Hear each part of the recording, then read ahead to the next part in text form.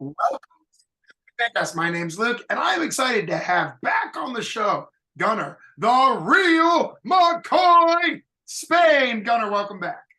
Thank you. Nice to have you. Good to see you again. I'll have you. Ah. Hey, I love having you on the show. It's great.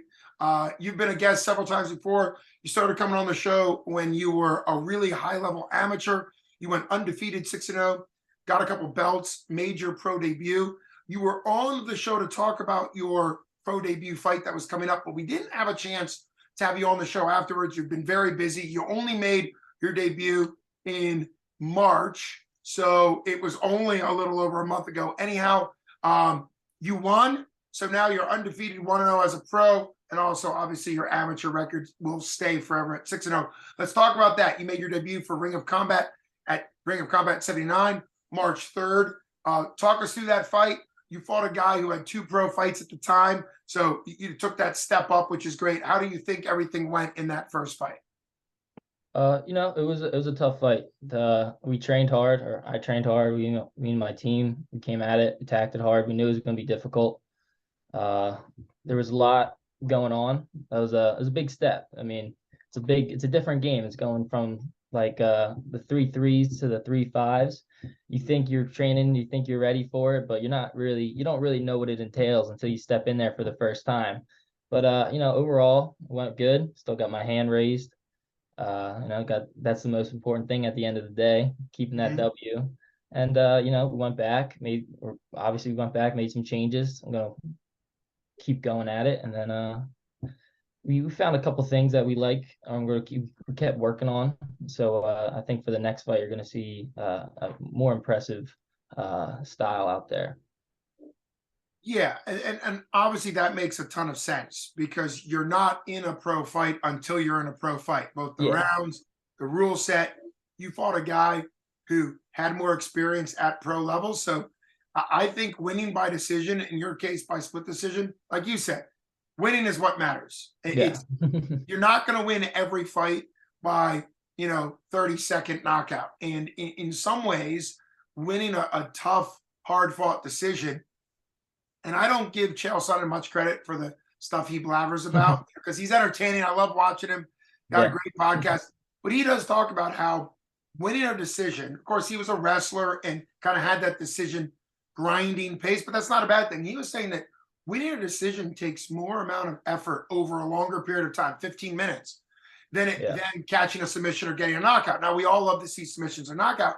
Talk to us a little bit about kind of maintaining the mental fortitude to stay after your opponent, because obviously it was a back and forth fight. You had 15 Yeah. minutes. Like, what was it like for you to kind of have to push all the way through? Because I think that really raises your stock and your skills for the next fight. Well, it's difficult, but I mean, at the end of the day, we're both in there to win. So I mean, I'm thinking in my head, I'm doing whatever I have to do. It doesn't matter how long it's gonna take. I'm pushing and pushing and pushing until that bell rings. If I'm tired, he's definitely tired. So there's no reason that I should stop because he's worse than me, or if he's the same or worse than me at the same time. So there's no reason for me to think that I'm not gonna keep fighting, keep pushing on. And I agree with what you're saying. I think like that 15 minutes, you don't know what's going on. Like you don't experience that until you experienced it. Yeah. So like with that under my belt already, now I have a good idea like what it's like being in there for 5 minutes at a clip and like what to expect for this next fight coming up. And that is the perfect segue into Cage Wars 58, which is coming up. Very exciting, June 3rd. Going to be right in Philadelphia, Pennsylvania, which is fantastic. I know you're from that area, but So, we didn't jump right into it. I probably should have said the intro. So rewind. Welcome to the show, Gunner, the Real McCoy Spain, who is the main event. See, there we go. Now I got it as your intro, but you are the main event of Cage Wars 58. Talk to us about how that came together. You're young. You made your pro debut at 21. I think it's spectacular. You're already an attraction, a draw, a main event in your second pro fight. Talk to us about that. yeah, well, so after that, I had a lot of leagues reaching out. They want me to fight for them. Cage Wars came back with the prettiest contract. Mhm. They offered me the main event. They said they like what I do. They like how I fight. They like me being a cowboy. I was gonna say the cowboy got to be They the like hat. they like everything about me. They slid over the best fight deals. And it's just, it's been great working with them so far. Tim Rankins over there at Cage Wars has been really nice, really good to me. They're doing a lot of things for me, and they're really trying to build me up in their promotion. And I appreciate what they're offering and what they're doing for me so far. Putting me on a billboard on 95. They're doing a whole bunch of cool stuff that I'm just grateful for them doing and getting my name out there. Yeah, that is cool. And I said you were going to be headlining a card in Philly, but in some ways even sweeter than that. This is at the Rivers Casino. So hats off to Cage Wars for booking a great venue. That's kind of an ideal venue spot. Advertising you goes a long way. Yeah, I know you've always fought sort of really high level regional promotions. We've talked before, Ring of Combat and some of those. You've always been a big deal. So I think that's wonderful. It's also exciting because I had you on before when you were an amateur. It's exciting to be able to talk contracts right now. Obviously, we don't need details, but what was it like actually looking at a pro contract where money's involved and other deals and other bonuses, other things? But Yeah. what's it like to actually see like, wow, this is officially your job? Yeah, well, yeah, as you said, it's real. It's real now. Now we're looking at it, and it's like you said it before. I said it when I was an amateur. I train like it's my job. Now it literally is my profession, and it's awesome. And like there's no other way to put it. This is what I've dedicated my whole life to doing, and just seeing it come to fruition is amazing. It's living. I'm living the dream, literally. You are, and we love that expression, living the dream. But living the dream comes after all the hard work, right? Yeah, It was I saw it was one of those there's like sketch. 17 years I put in. Well, yeah, it was one of those sketch drawings on Facebook that it was like a guy climbing a mountain, and it's like you either go up really fast, like challenge yourself, work really hard like you did, and then when you get to the top, everybody's like, "Oh, look at what you've achieved." But it's like you were putting work in for the last 17 years. You're 21, and it's not like your work stops. Your work's really just getting started. Oh yeah, this is the But beginning. for everybody out there that's an amateur fighter who thinks about what it would be like to go pro, really listen to Gunner. And I know you've said it when you were an amateur. You're never going to transition from an amateur to a pro unless you already train like a pro. And that's no insult to anybody. I No. understand that a lot of amateurs can't. They don't have the time. They don't have the effort. They don't have the energy. Whatever it is, they have life, jobs, whatever. But if you're only doing MMA sort of 2-3 nights a week, that's great for amateur, but that's never going to get you to that pro level. For you, you are an up and comer. Obviously, you're 21, you're 1-0.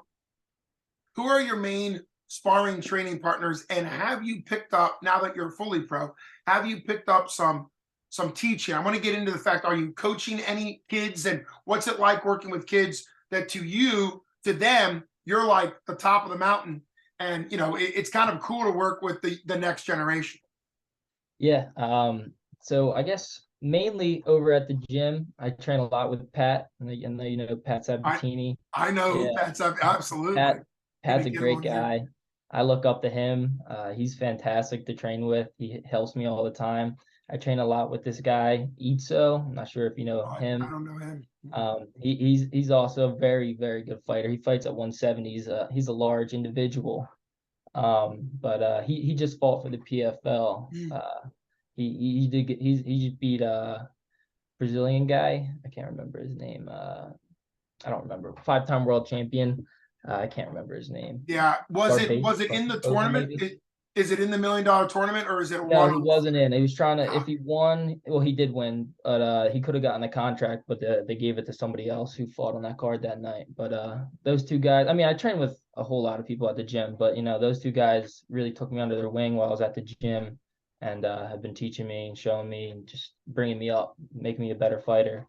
And then just working with the younger kids at the gym too. There's some kids in there that are I see myself in them. I was gonna They say, come to sparring days. They were me when I was 14, 15 you were years that old. kid. You were Yeah, that and kid. it's Yeah. just if anything that they need, they come up to me because I'm one of the younger guys in the gym. Yeah. Talk to them, like give them whatever they need, whatever help I can teach them, a move or just like life stuff. If I mean, they're balancing school and work and whatever they're doing outside of the gym. Also, I try to help them in that way. Whatever they need, the younger kids, I'm always trying to help them because when I was their age, somebody helped me get to where I'm at. Yeah. Yeah, that's always a really cool thing. I think I mentioned this to you before, but I always give him a shout out. Years ago, Pat Sabatini donated his old wrestling mat to Pursuit MMA. I was running a Christian ministry through a church in Norristown, Pennsylvania, and that was just beyond nice of him. He was really getting more focused and didn't need his own personal wrestling mat anymore. So hats off to Pat Sabatini for helping out. And it's always made me a big fan of him. And of course, he's an incredible fighter and a great person, but he's just a really nice guy. But you bring up a really good point. People are humans first. So even though fighters, when you're locked in the cage, you have a job, it's your job. Yeah. But figuring out life, figuring out how to deal with stress, or what I know a big deal that can really only come from fighters is what injuries do you sit down on and rest and rehab, and what injuries are okay to work through. And as a coach, I would always try to encourage the more mature fighters like you, people with more experience, to kind of come alongside a kid that might be quitting a little too early. You don't want to push them past, but something they could work through. And how often do you do stuff like that? How often do you kind of maybe hold somebody back that needs to kind of recover, or how many times do you kind of help somebody figure out how to either better push themselves or when they need a break? Because that's something you're probably still learning. That's a Yeah, big I mean, part. yeah, I'm definitely learning it myself as we go. Luckily, I haven't dealt with any major serious injuries so far through this sport. But I mean, I'm mainly at the gym with the younger kids. It's more of a pushing them because a lot of them, Mhm. they're just there, just like kind of going through the motions. Maybe their parents brought them or something. But the kids who are coming to sparring, I don't, those kids you don't have to push too much because they're obviously into it.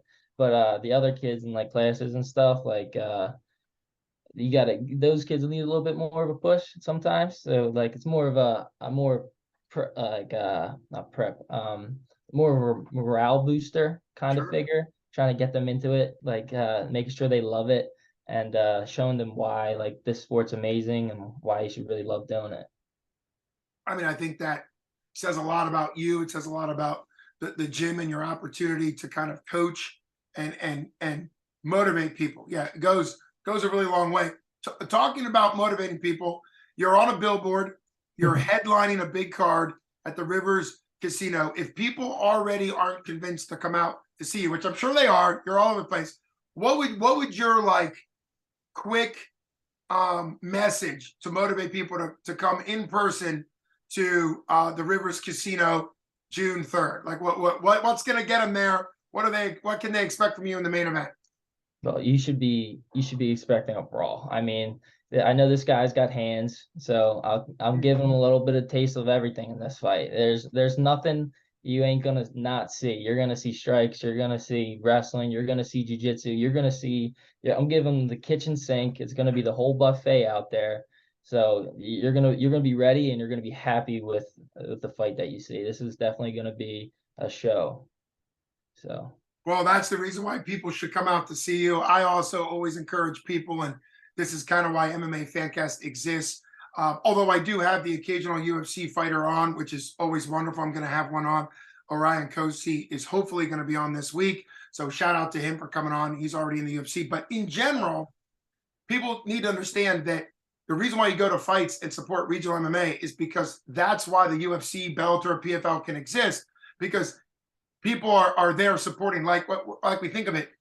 The biggest name at 155 ever in the UFC was Conor McGregor, but Conor McGregor already came in with a huge fan following. If people in Ireland and that England promotion had just said, who cares about going to regional promotion, he wouldn't have had that. It's the same thing with you. It's great that Cage Wars is giving you the recognition, and you have a multiple fight deal, right? It's a multiple fight contract. So 3 fight contract. Three fight. Okay, three fights. So that's great, right? Like building up, like being connected to promotion where they're invested in you, you're invested in them.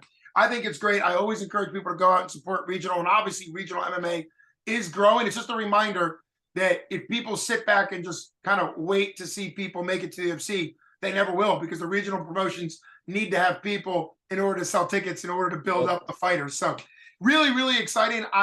This is too early to be talking about Dana White Contender Series, but I do know that you love staying busy. We've talked about how you packed an entire like decade worth. You even came on the show once and said like amateurs need to take fights, because I've seen amateurs that have been an amateur fighter for 10 years and they're on their 4th or 5th fight, right? And you talked about how you got to get it in. But I know if you have your way, you want 4 or 5 fights this year. You already have one, and that'll potentially put you at a Dana White Contender Series type thing by next summer. I'm putting that out there. You didn't tell me to say that, so you can deny it, you can confirm it. But that's where my brain is going to. Yeah, I'm always in it. I mean, you got to strike while the iron's hot.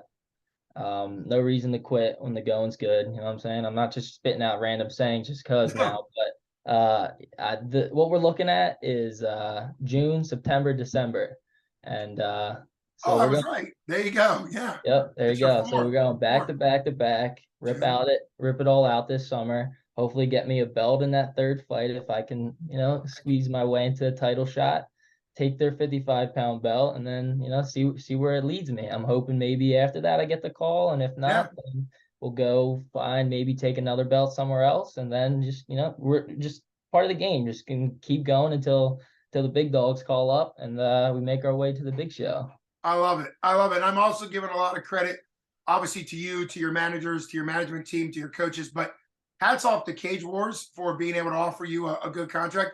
And I think it makes sense when there's a 3-fight contract, even though you're a 1-0 pro, that allows you to kind of see the future. You don't have to worry about, well, what promotion do you have to jump to now to get your 2nd fight, your 3rd fight, or 4th fight? So knowing that you can go June, September, December, obviously everything going right, that gives a little bit of planning ahead, which I love. I hope regional promotions are more open to doing that. And I'm sure most of them are. It probably has to be a good fit. So it's always an honor having you on the show. I know June 3rd is going to even put you on the map even more. So hats off to being the headliner for Cage Wars 58 June 3rd. Everybody needs to get there at the Rivers Casino. I mean, this is really big stuff, really exciting stuff. Anything you need to still say before we wrap up?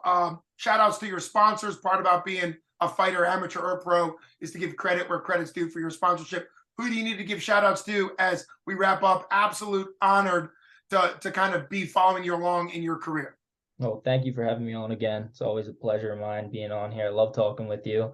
But always I got to shout out my mom, my dad, and my sister. Without them, they've been by my side literally since I was born. Without them, I couldn't have done any of this. And now I gotta, they do everything. Like, they do everything behind the scenes. Everyone thinks, maybe this kid does, how does he do all this stuff? It's not just me. There's a whole team behind me supporting everything I do. Like, a shout out to Coach John, bringing me in, taking me into his gym a little while ago. Now I've been with him for close to, I think it's over a year, maybe close to 2 at this point. It's been a good place to be. The guys there are amazing. And which gym is that? Marquez MMA. That's right, Marquez. Okay, wonderful. They're great guys there. I love the grind. I love the work ethic everyone has there. It's a great spot to be. If anybody's in the Philly area looking for a gym, come on in. Everybody's welcome. Just make sure you're ready to put the work in. We don't train easy over here. And then, shout out to my other coaches, James and Cody, and all the fighters at the gym that just support each other like we're brothers and sisters. Like, it's amazing.